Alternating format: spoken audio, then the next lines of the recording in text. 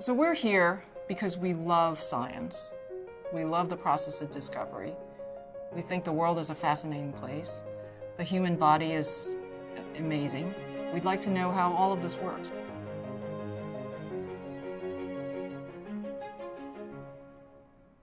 You are born with a set of genes. That's your blueprint. The blueprint tells us how our body is going to be built.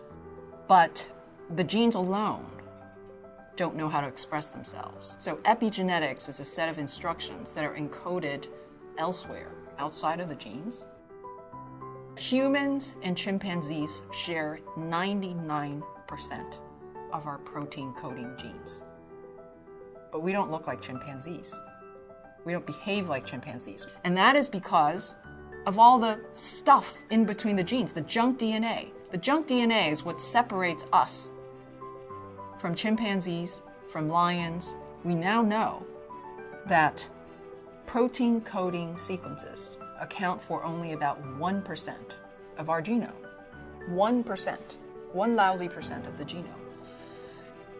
All the stuff that's in between was termed junk DNA because they're not making proteins. Now, fast forward 10 years after the Human Genome Project, and we come to the realization that 90% of the junk is made into a non-coding RNA. Why should our cells waste all this energy making long non-coding RNA if they're not doing something? I started to think that maybe junk isn't junk.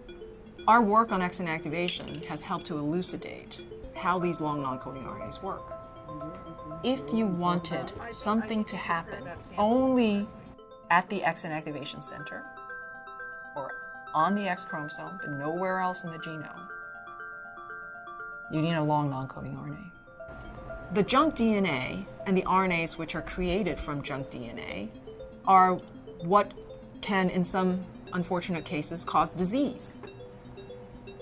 We and others now are trying to determine ways in which we can leverage long non-coding RNAs to hit back at those disease genes.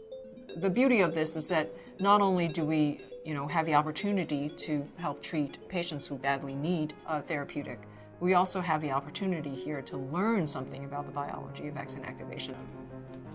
This is the best job in the world. I can't imagine doing anything else. It's an interesting marker. I'm looking at markers. Yep. We have the opportunity to discover, to train, and then to make a real difference in the lives of people.